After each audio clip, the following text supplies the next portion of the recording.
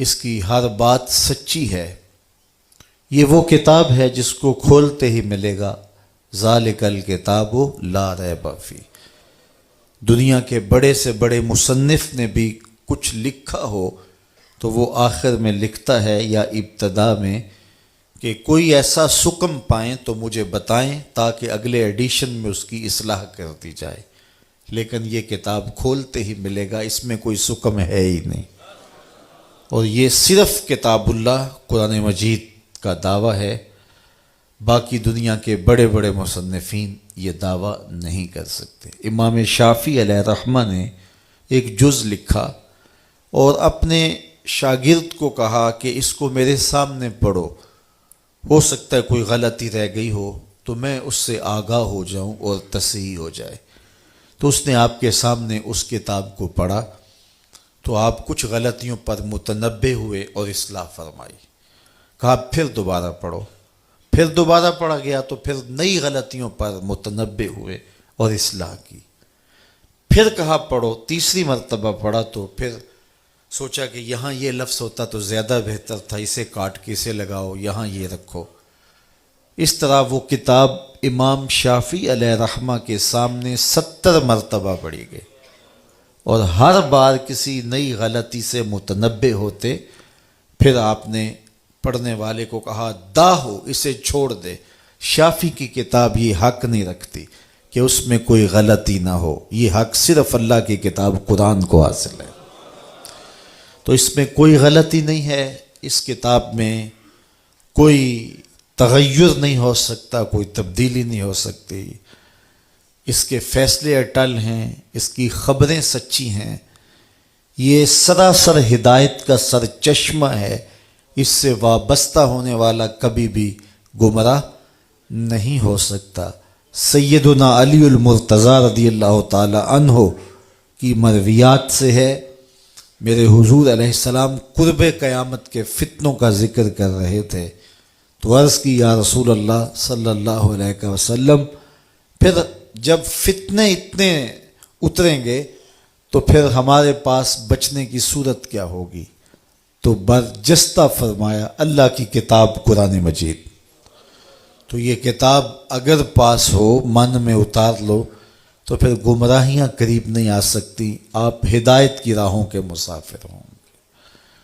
اللہ تعالیٰ جل شانہ نے جنت دوزخ کو پیدا کیا اور ان پر ایمان لانا ہمارے اعتقادات میں شامل ہے۔ جنت اللہ کی رضا کا مظہر ہے، دوزخ اللہ کے قہر و غضب کا مظہر ہے۔ مطلب کیا؟ جس پہ راضی ہوگا اس کو جنت میں بھیجے گا، جس پہ ناراض ہوگا اس کو جہنم میں ڈالے گا۔ اس لیے جنت اور دوزخ کا مذاق اڑانا، ان کو ہلکا جاننا، یہ مومن کا شیوا نہیں ہے۔ تو یہ اللہ کی رضا اور قہر و غضب کے مظاہر ہیں۔ حضور علیہ الصلاۃ والسلام نے جنت کے لیے دعائیں کی ہیں اور جہنم سے پناہ طلب کی ہے۔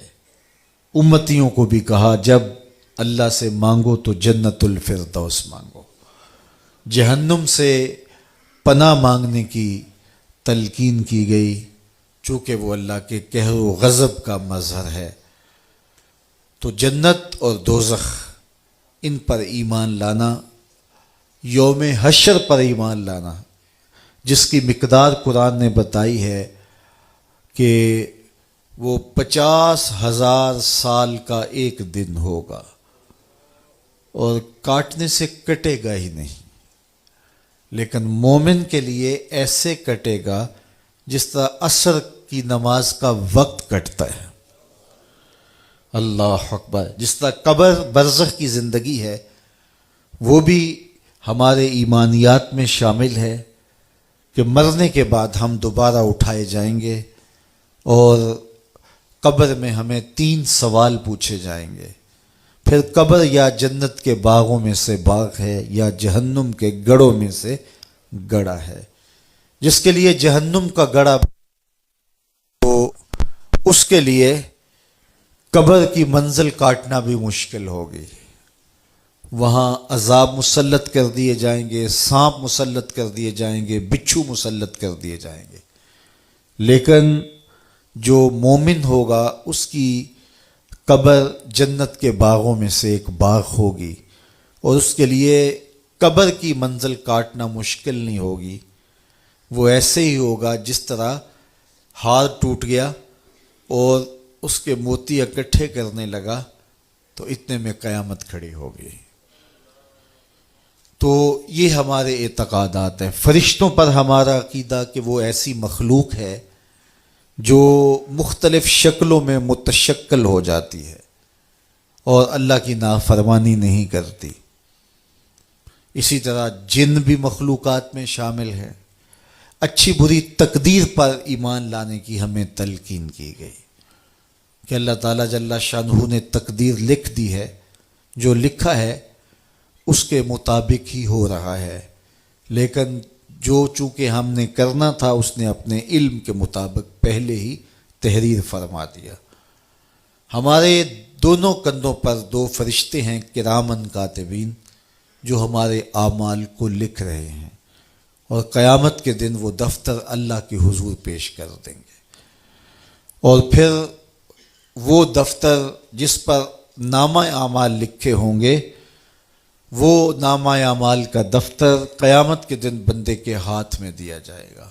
جو مومن صالح ہوگا، جس کا نامہ اعمال خیر سے بھرا ہوا ہوگا، اس کو دائیں ہاتھ میں وہ کتاب دی جائے گی، اور دوسرے کو بائیں ہاتھ میں دی جائے گی اور پیچھے سے دی جائے گی۔ اور جس کو دائیں ہاتھ میں کتاب دی جائے گی وہ خوش ہوگا اور کہے گا آؤ پڑھو میری کتاب، اور جس کو بائیں ہاتھ میں کتاب دی گئی تو وہ سخت دکھی ہوگا اور کہے گا ما لہذا الکتاب لا یغادر صغیرۃ ولا کبیرۃ الا احصاها، ہائے اس کتاب کو کیا ہو گیا، اس نے چھوٹی بڑی کوئی بات نہ چھوڑی، سب کچھ لکھ دیا۔ لیکن پھر پچھتانے سے کچھ نہیں ہوگا، آج کا پچھتاوا کل کی بہتری کی ضمانت ہو سکتا ہے۔ ایمانیات میں اور بھی بہت ساری چیزیں آتی ہیں، اور ان پر ایمان لانا ہمارے اوپر لازم اور ضروری ہے۔ بنیادی ہمارے عقیدے تین ہیں: عقیدہ توحید، عقیدہ رسالت اور عقیدہ آخرت۔ تو یہ دین کا ایک حصہ ہے ایمانیات، نظریات یا اعتقادات۔ دوسرا حصہ ہے عبادات۔ عبادات میں نماز آتی ہے۔ دن میں 5 مرتبہ نماز مرد عورت پر فرض کی گئی ہے، اور مسافرت کی صورت میں، بیماری کی صورت میں بھی نماز کی معافی نہیں، سوائے خواتین کو ایام مخصوصہ میں انہیں رخصت دی گئی ہے، چھٹی دی گئی ہے، اور وہ اس کی قضا بھی نہیں کریں گی۔ ہاں، روزے کی قضا ان کے اوپر لازم ہے، لیکن نماز کی قضا ان پر نہیں ہے۔ باقی نماز کی بیماری کی حالت میں بھی چھٹی نہیں ہے، سفر کی حالت میں بھی چھٹی نہیں ہے، حتیٰ کہ اگر نماز کے لیے وضو کا پانی دستیاب نہیں ہے تو تیمم کر کے نماز پڑھی جائے گی۔ اگر کھڑا ہونے کی سکت نہیں رکھتا تو بیٹھ کے پڑھی جائے گی، بیٹھ کر نہیں پڑھ سکتا تو لیٹ کے پڑھی جائے گی۔ تو یہ ہے عبادات میں ایک چیز نماز، اور نماز اسلام کا اہم اور بنیادی رکن ہے۔ جو نماز کا انکار کرتا ہے یا نماز کو ہلکا جانتا ہے یا نماز کا تمسخر اڑاتا ہے، وہ بے دین ہے، کافر ہے، دائرہ اسلام سے خارج ہے۔ چاہے وہ کوئی عام شخص ہو، چاہے ملنگ ہو، چاہے کوئی بھی ہو، جو نماز کا تمسخر اڑائے اس کا دین سے کوئی تعلق نہیں ہے۔ جو نماز جان بوجھ کے نہیں پڑھتا وہ گناہ گار ہے، اور گناہ کبیرہ کا مرتکب ہوتا ہے۔ بعض ائمہ نے کہا کہ اسے قتل کیا جائے گا، بعض نے کہا کہ اس کو قید میں ڈال دیا جائے گا۔ یہ امام اعظم امام ابو حنیفہ علیہ رحمہ کا موقف ہے کہ بے نمازی کو حاکم وقت قید میں ڈال دے گا یہاں تک کہ وہ توبہ کرے، اگر توبہ کرے گا تو اسے چھوڑ دیا جائے گا۔ یہ ہے حضرت امام اعظم امام ابو حنیفہ کا موقف۔ تو نماز اس قدر اہم عبادت ہے کہ اس کے ترک کرنے پر سخت وعید آئی ہے، اور قیامت کے دن بندے سے سب سے پہلا جو سوال کیا جائے گا وہ نماز کا ہی سوال ہوگا۔ تو جس نے یہ سوال اس کا اچھا جواب دے دیا وہ کامیاب اور بامراد ہوا، اور جو اس کا جواب ہی نہ دے سکا وہ خاسر و نامراد لوٹے گا۔ دوسری چیز زکوٰۃ ہے۔ زکوٰۃ بھی اہم رکن ہے، اور اس کا انکار کرنا بھی کفر ہے۔ اگر کوئی زکوٰۃ نہیں دیتا تو سخت گناہ گار ہے، گناہ کبیرہ کا مرتکب ہے۔ حاکم وقت کو یہ اختیار ہے کہ ان سے جبراً زکوٰۃ وصول کر لے۔ حضرت سیدنا صدیق اکبر رضی اللہ تعالی عنہ کے زمانے میں کچھ لوگوں نے زکوٰۃ دینے سے انکار کر دیا، تو حضرت سیدنا صدیق اکبر نے فرمایا کہ اگر وہ حضور کے زمانے میں کھجور کی ایک رسی بھی زکوٰۃ دیتے تھے، جب تک میں وصول نہیں کر لوں گا چین سے نہیں بیٹھوں گا، بلکہ آپ نے فرمایا لَقَاتَلْتُهُمْ عَلَىٰ مَنْعِهِ، میں اس کے روکنے پر ان سے جہاد کروں گا۔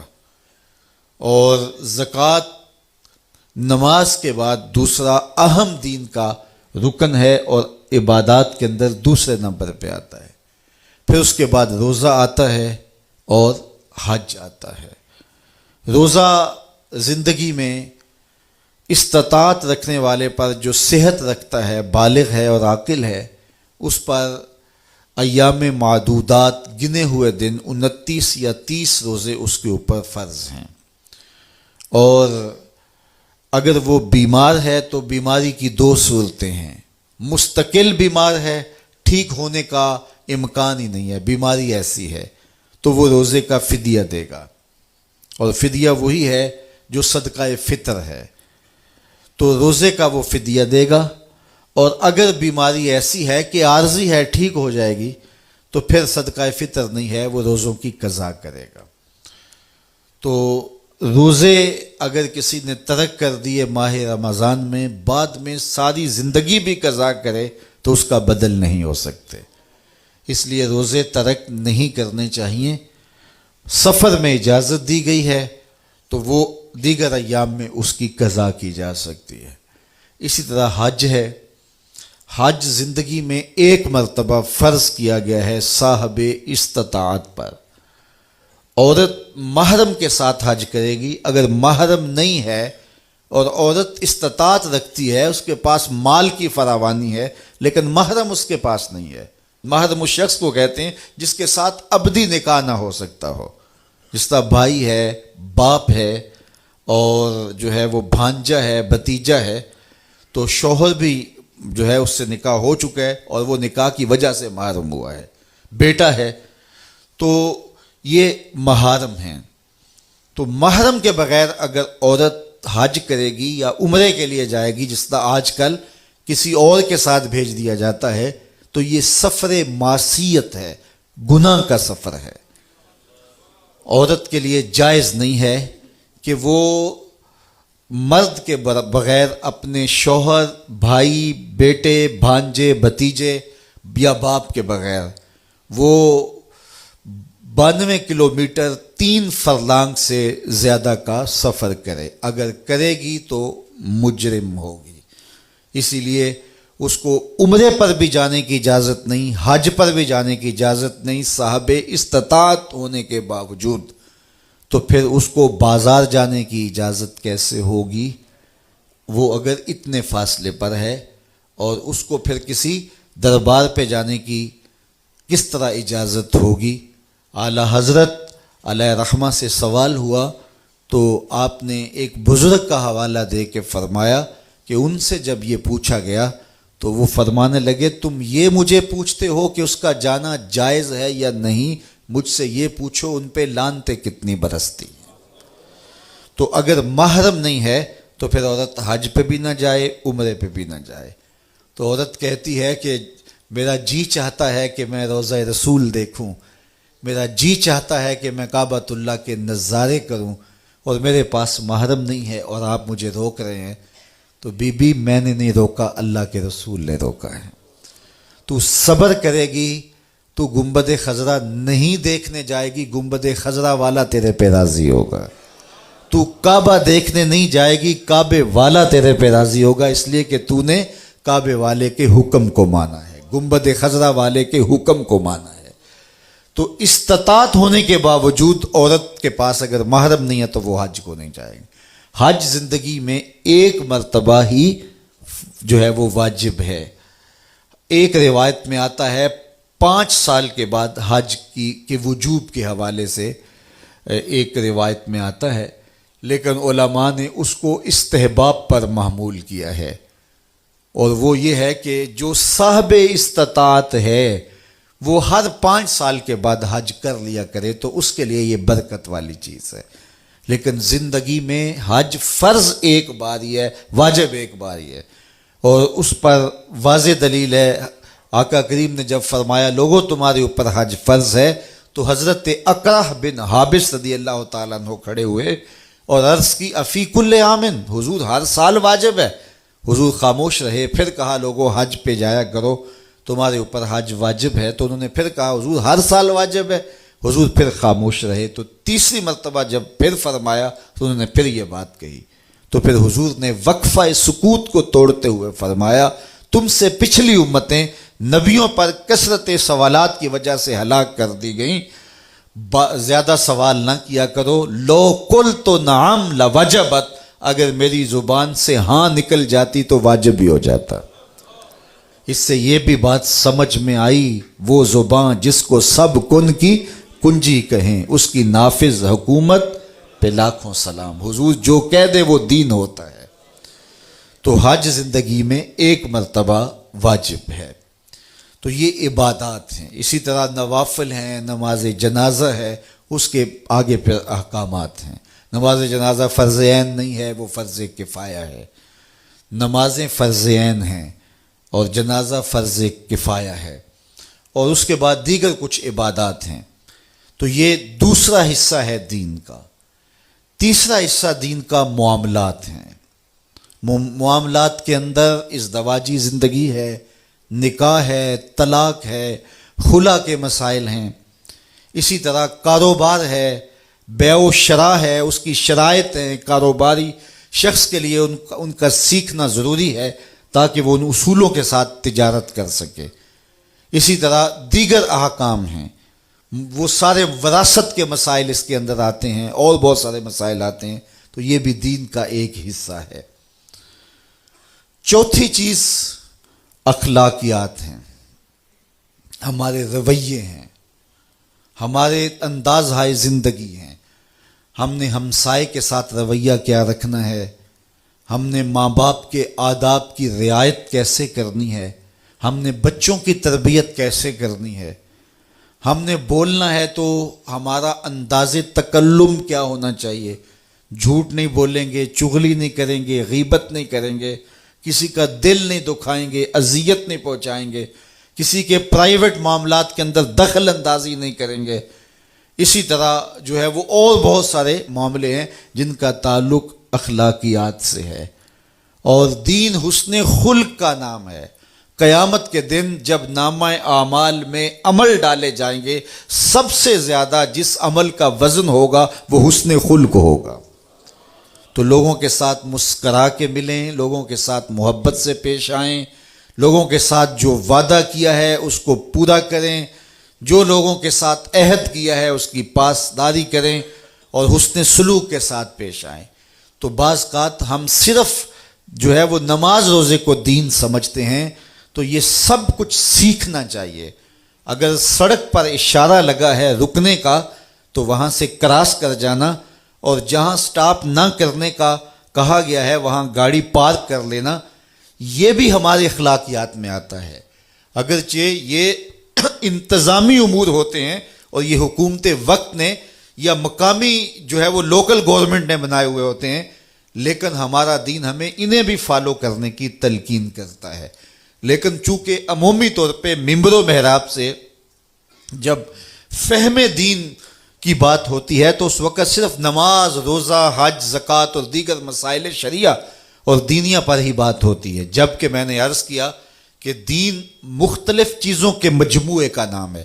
یہ پوری زندگی گزارنے کا ایک اسلوب ہے جس میں ہماری نجی زندگی بھی آتی ہے، ہماری گھریلو آئلی زندگی بھی آتی ہے، ہماری معاشرتی پوری سیاسی زندگی بھی آتی ہے، جس میں ہمارے جو ہے وہ اپنے رب کے ساتھ جو پرائیویٹ تعلقات ہیں عبادات کے وہ بھی آتے ہیں، مخلوق کے ساتھ جو ہمارے تعلقات ہیں معاملات کے وہ بھی اس کے اندر آتے ہیں، اور لوگوں کے ساتھ اس نے سلوک اور رویے جو ہیں وہ بھی آتے ہیں۔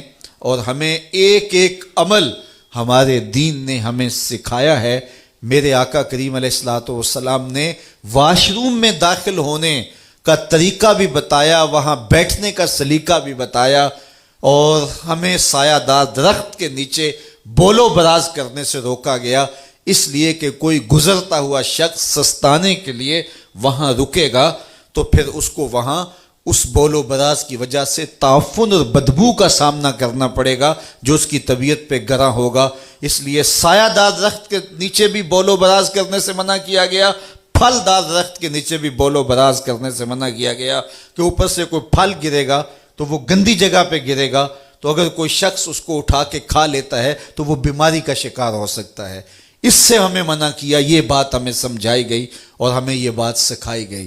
ہمارے دین نے کوئی امر ہم سے مخفی نہیں رکھا ہے۔ حضور نے فرمایا انما انا لکم مثل الوالد، فرمایا لوگوں میں تمہارے لیے باپ کی جگہ پر ہوں۔ جس طرح باپ اپنے بچے کو چھوٹی چھوٹی باتیں بھی سکھاتا ہے اور بڑی بڑی باتیں بھی سکھاتا ہے، آمنہ کے لال نے ہم سے کوئی شے کائنات کی مخفی نہیں رکھی، اپنی امت کو ہر شے سکھا کے گئے۔ بیٹھنے اٹھنے کا سلیقہ بتایا، سونے جاگنے کا سلیقہ بتایا، کھانے پینے کا سلیقہ بتایا، پانی پینے کا طریقہ بتایا، اور اس کی مقدار کیا کچھ حضور نے ہم سے جو ہے وہ شیئر نہیں کیا، کیا کچھ حضور نے ہمیں بتایا نہیں۔ اس لیے دین جو ہے وہ صرف چند عبادات کا نام نہیں ہے، دین معاملات، اخلاقیات اور جو ہے وہ دین اعتقادات اور عبادات، ان چاروں چیزوں کے مجموعے کا نام ہے۔ اس لیے ہمیں ساری چیزوں کو سمجھنا چاہیے اور ان چیزوں پر عمل کرنا چاہیے، اور زندگی کے ایک ایک گوشے کے اندر ہمیں پوری رہنمائی دی گئی ہے۔ کسی دین نے جو ہے وہ کسی اپنے ماننے والے کو اتنی تفصیل سے آگہی نہیں دی جتنی دین اسلام نے اپنے ماننے والوں کو آگہی دی ہے۔ اس لیے ہمیں مسجد سے پورا دین سیکھنا چاہیے، اور جو بھی ہم کر رہے ہوں وہ ہمارا دین ہوتا ہے، اور ہماری دنیا کیا ہوتی ہے، وہی کام جو ہم کر رہے ہیں جب خدا سے کٹ کے کریں گے تو پھر وہ دنیا ہوگی، خدا سے جڑ کے کریں گے تو وہ دین ہوگا۔ ملا رومی فرماتے ہیں چیز دنیا از خدا غافل بدن، دنیا کیا ہے، خدا سے غافل ہونا دنیا ہے۔ وہی کام دنیا بن جائے گا اگر خدا سے غافل ہو کے کریں گے، اور وہی کام دین بن جائے گا اگر خدا کے تابع ہو کے کریں گے۔ حدیث میں آتا ہے کہ حضور نے فرمایا جو لقمہ کما کے تم اپنی بیوی کے منہ میں رکھتے ہو وہ بھی صدقہ لکھا جاتا ہے، جو تم اپنے بچوں کو کھلاتے ہو وہ بھی صدقہ ہے، جو تم اپنے ہمسایوں کے ساتھ سلوک کرتے ہو وہ بھی صدقہ ہے۔ حتیٰ کہ مرد جب اپنی بیوی کے ساتھ تنہائی میں بیٹھتا ہے اور اس سے خوش گپیوں میں مصروف ہوتا ہے، اللہ کے محبوب فرماتے ہیں اس پر بھی اس کو اجر دیا جاتا ہے۔ تو مومن کی تو پھر پوری زندگی دین ہی دین ہے، اور یہ نفع ہی نفع ہے۔ اس لیے ہمیں اپنی خواہشات کو ترک کر کے اللہ رسول کے سپرد اپنے آپ کو کرنا ہوگا۔ تو جب اللہ رسول کے ہم سپرد کر دیں گے تو ہماری خواہشات کا وہ خود لحاظ رکھتے ہیں۔ خوشی کا موقع ہے تو ہمیں ضابطے دیے گئے۔ دیکھیے ایک سادی میں مثال دیتا ہوں کہ یہاں مہمان آ گئے یا آپ کو کوئی چیز دینی ہے تو میں آپ کو ایک ایک کر کے جو ہے وہ بانٹوں گا، تقسیم کروں گا، آپ کے آگے رکھوں گا۔ لیکن شادی آئی تو اب کہا خرما تقسیم کرو، یعنی وہ چوہارے بانٹنے ہیں، تو اس کو کہا بانٹنے نہیں ہیں۔ کیوں؟ اس لیے کہ موقع شادی کا ہے، احکام بھی اس کے مطابق ہوں گے۔ اب اس کو بانٹنا نہیں ہے، اس کو لٹانا ہے، یعنی اس کو پھینکیں گے۔ جب پھینکیں گے تو لوگ چھینا جھپٹی کر کے ایک دوسرے سے لیں گے، ماحول میں شگفتگی پیدا ہوگی۔ آمنہ کے لال جانتے ہیں خوشی کے موقع ہیں، ان کے جو ہیں وہ مسائل بھی خوشی کے مطابق ہی مرتب ہونے چاہیے۔ تو غم کا موقع ہے تو اس کے مطابق مسائل ہیں، خوشی کا موقع ہے تو اس کے مطابق مسائل ہیں. اس لیے ہمیں اپنی پوری زندگی جب دین کے سپرد کر دیں گے. دین، بعض لوگوں نے سمجھا ہے کہ دین تسبیح پکڑ کے بس اللہ اللہ کرنے کا نام ہے، باقی معاملات زندگی یہ تو ہمارا مسئلہ ہے. یہ ہمارا مسئلہ نہیں، یہ سارا ہی دین کا مسئلہ ہے. دین ہمیں خوشیاں بھی دیتا ہے، غموں کو پاٹنے کا سلیقہ بھی دیتا ہے. دکھ آ جائیں تو کیسے گزرنا ہے، خوشی کو کیسے منانا ہے، اولاد کی تربیت کیسے کرنی ہے، خلوت میں اپنی زوجہ کے ساتھ کیسے بیٹھ کر کے گفتگو کا انداز اختیار کرنا ہے، یہ سب کچھ ہمارے آقا و مولا نے ہمیں بتایا ہے. ام المومنین سیدہ عائشہ رضی اللہ تعالیٰ عنہ فرماتی ہیں کہ میں آب خورے میں پانی لے رہی تھی کہ حضور گھر تشریف لائے. مجھے دور سے کہا عائشہ تھوڑا سا پانی میرے لیے بھی چھوڑنا، تو میں نے پانی چھوڑ دیا. حضور نے میرے ہاتھ سے پیالہ لیا، پانی پینے لگے تو پھر رک گئے اور پھر مجھے مخاطبہ کرتے ہوئے کہا عائشہ بتانا تم نے ہونٹ کہاں لگائے تھے، میں وہاں ہونٹ رکھ کے پانی پینا چاہتا ہوں. مجھے بتاؤ اگر حضور کی یہ سنت ہم اختیار کر لیں تو گھر جنت کا ٹکڑا نہیں بن جائے گا. تو ایک ایک عمل ہمارے سامنے حضور کی شریعت کا، حضور کا دیا ہوا ہمارے سامنے موجود ہے.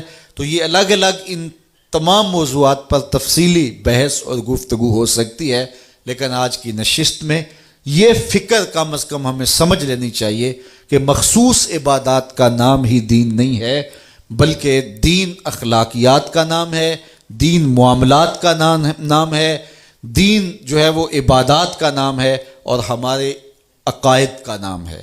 اور عقائد کی چھاپ ہوتی ہے ہمارے اعمال پر، اس لیے عقائد کو بنیاد بنایا گیا ہے.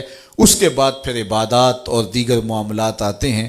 ہمیں اپنی زندگی کے ہر شعبے میں اور زندگی کے ہر معاملے میں شریعت بیضاء کے مطابق اپنی زندگی کے معاملات مرتب کر کے آگے بڑھنا چاہیے. زندگی میں ایک بار پھر ماہ صیام کی برکتیں نصیب ہو رہی ہیں. آج ہمیں ماہ رمضان کی پہلی صبح کا منظر دیکھنا نصیب ہوا. یہ سعادت ہمارے حصے میں لکھی تھی، زندگی میں ایک بار پھر نصیب ہوئی. یہ مہینہ اپنے دامن میں برکتیں، رحمتیں لیے ہوئے جلوہ فراز ہوا ہے. اللہ اس مہمان مہینے کی تعظیم و قدر کی توفیق عطا فرمائے. بہت سارے لوگ برکات کے حصول کے لیے اور رحمات پانے کے لیے طویل مسافتیں طے کر کے حرمین طیبین حاضر ہوتے ہیں، اور ہر ایک شخص کے بس میں یہ نہیں کہ وہ دیار نور پہ یوں حاضر ہو. ماہ صیام خود آ کر کے بندوں کو نوازتا ہے. کعبۃ اللہ کی مثال کنویں کی ہے کہ پیاسے کو چل کے جانا پڑتا ہے. ماہ صیام رمضان المبارک کی مثال بادل کی ہے جو خود آ کے برستا ہے. غرباء کو، مساکین کو، امراء کو، سب کو برابر فیض دیتا ہے. اس کی برکتیں ہر سال ہم سمیٹتے ہیں. من میں کتنی روشنیاں اور کتنے اجالے اگاتا ہے.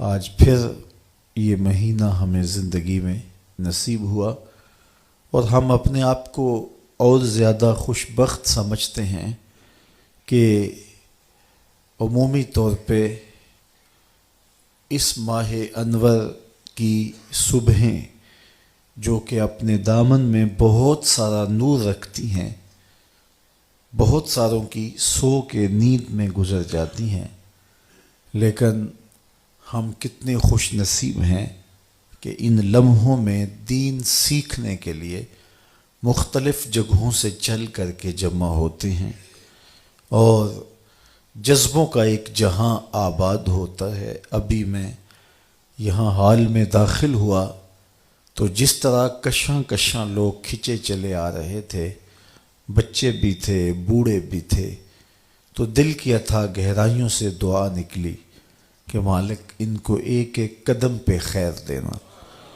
اور یہ خالی کبھی نہ لوٹیں، ان کے واپس گھروں میں پہنچنے سے قبل اس اجتماع کی برکتیں ان کے گھروں تک پہنچا دینا۔ اور مجھے امید ہے کہ یہاں آنے والا کوئی شخص محروم نہیں رکھا جائے گا۔ ماہ سیام کی پہلی صبح ہے اور ہم دین سمجھنے کے شوق میں چل کر کے سفر کاٹ کر کے یہاں پہنچے۔ ظاہر ہے رات دیر سے سوئے، صبح جلدی اٹھے، اور سحری بھرپور کرنے کے بعد نیند کا غلبہ بھی ہوتا ہے، لیکن قربانی دے کے آپ کا یہ پہنچنا سعادت مندی ہے اور یہ رائے گاہ نہیں جائے گا۔ فہم دین کو سمجھنے کی ایک کوشش ہے۔ دین کیا ہے؟ بعض لوگوں نے نماز، روزہ، حج اور زکوٰۃ کو ہی دین سمجھ لیا ہے۔ یہ دین کا ایک حصہ ہے، لیکن دین مختلف چیزوں کے مجموعے کا نام ہے۔ اعتقادات، عبادات، معاملات اور اخلاقیات۔ اعتقادات، ہمارے عقیدے کیا ہونے چاہیے، نظریات کیا ہونے چاہیے اللہ تعالیٰ جل شانہ کے بارے میں۔ وہ واجب الوجود ہے، واحد ہے، احد ہے، صمد ہے، بے نیاز ہے۔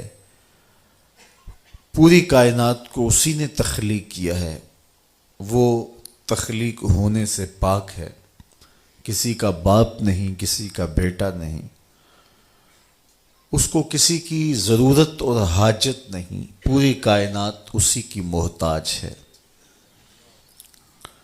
پوری کائنات کو بغیر مادے کے، میٹیریل کے، صرف امر کن سے پیدا کرے، یہ اس کی شان ہے، اور وہ اپنے ایک امر سے پوری کائنات کو فنا کر دے، زمین کو لپیٹ لے، آسمانوں کو لپیٹ لے، پہاڑ ریزہ ریزہ بن کے روئی کے گالوں کی طرح اڑتے پھریں، یہ اس کے ایک حکم کی دیر ہے، اس کے لیے کوئی مشکل نہیں ہے۔ مختلف مخلوقات اس نے پیدا کی ہیں، انسانی ہدایت کے لیے اس نے نبیوں کا سلسلہ جاری کیا، اور مختلف قوموں کی طرف مختلف نبی جلوہ فراز ہوئے، جو ہدایت کا سندیسہ لے کر صداقت کا پرچم تھامے ہوئے دنیا پہ جلوہ فراز ہوئے، لیکن ان سارے نبیوں کے امام اور مقتدی آمنہ کے لال تھے۔ حضور خاتم النبیین ہیں، آخری نبی ہیں۔ حضور کے بعد کسی ذلی، بروزی اور کسی تشریعی اور غیر تشریعی نبی کی ضرورت باقی نہیں ہے۔ جو یہ دعویٰ کرے گا وہ دجال ہوگا، جھوٹا ہوگا، اور کوئی امکان حضور کے بعد نبوت کا باقی نہیں رہا۔ اللہ نے اپنے محبوب کو بہت ساری شانوں سے نوازا، مختلف انبیاء پر کتابیں اور صحیفے نازل کیے، 4 کتابیں اور 100 صحیفے نازل ہوئے جو مختلف انبیاء پر نازل ہوئے۔ قرآن کے علاوہ جتنی بھی کتابیں اور صحیفے ہیں ان میں تحریف راہ پا چکی ہے۔ ہمارا عقیدہ یہ ہے کہ وہ کتابیں سچ کے ساتھ اللہ نے نازل کی، قوموں نے ان کے اندر قط و برید کی، اپنی مرضی سے کچھ شامل کر لیا، کچھ کاٹ دیا۔ تو ہم کہتے ہیں مالک جو تو نے نازل کیا تھا وہ سچ تھا، اب جو قوموں نے شامل کیا ہے ہم اس کا انکار کرتے ہیں، لہٰذا ہمیں پتہ نہیں ہے کہ کون سی چیز نکالی گئی، کون سی چیز شامل کی گئی، سوائے چند مخصوص چیزوں کے جو کہ مختلف ذرائع سے ہمیں معلوم ہوئی کہ یہ انہوں نے کاٹ دی اور یہ چیز انہوں نے شامل کی۔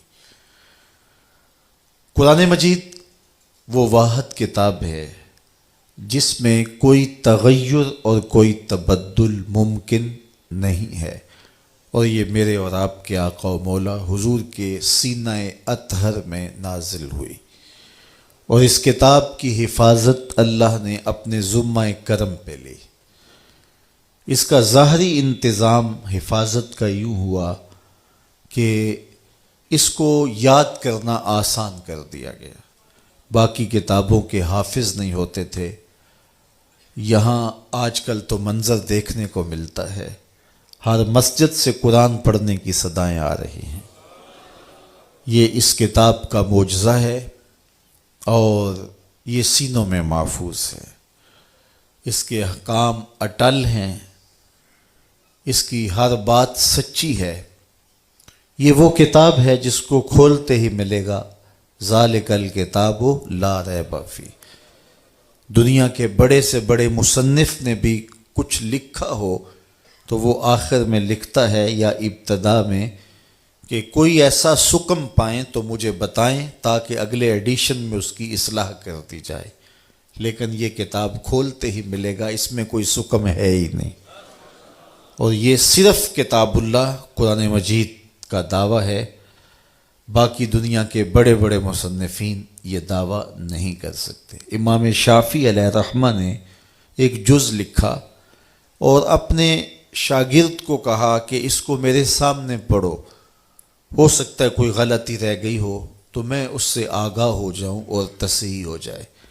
تو اس نے آپ کے سامنے اس کتاب کو پڑھا تو آپ کچھ غلطیوں پر متنبہ ہوئے اور اصلاح فرمائی۔ کہا پھر دوبارہ پڑھو، پھر دوبارہ پڑھا گیا تو پھر نئی غلطیوں پر متنبہ ہوئے اور اصلاح کی۔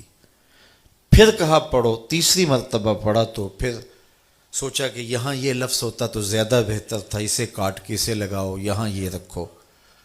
اس طرح وہ کتاب امام شافعی علیہ رحمہ کے سامنے 70 مرتبہ پڑھی گئی، اور ہر بار کسی نئی غلطی سے متنبہ ہوتے۔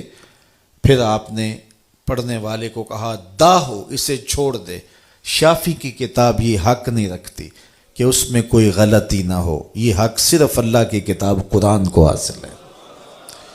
تو اس میں کوئی غلطی نہیں ہے، اس کتاب میں کوئی تغیر نہیں ہو سکتا، کوئی تبدیلی نہیں ہو سکتی، اس کے فیصلے اٹل ہیں، اس کی خبریں سچی ہیں، یہ سراسر ہدایت کا سرچشمہ ہے، اس سے وابستہ ہونے والا کبھی بھی گمراہ نہیں ہو سکتا۔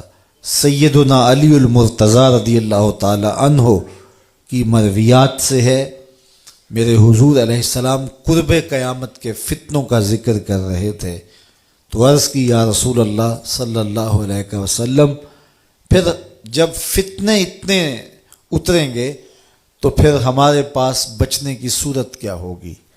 تو برجستہ فرمایا اللہ کی کتاب قرآن مجید۔ تو یہ کتاب اگر پاس ہو، من میں اتار لو تو پھر گمراہیاں قریب نہیں آ سکتی، آپ ہدایت کی راہوں کے مسافر ہوں گے۔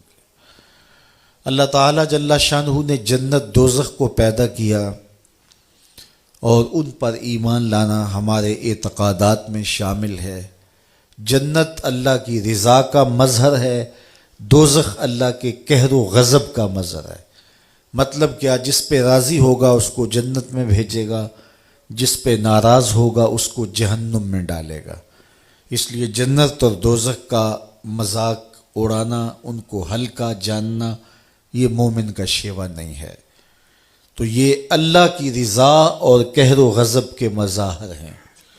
حضور علیہ الصلاۃ والسلام نے جنت کے لیے دعائیں کی ہیں اور جہنم سے پناہ طلب کی ہے۔ امتیوں کو بھی کہا جب اللہ سے مانگو تو جنت الفردوس مانگو۔ جہنم سے پناہ مانگنے کی تلقین کی گئی چونکہ وہ اللہ کے قہر و غضب کا مظہر ہے۔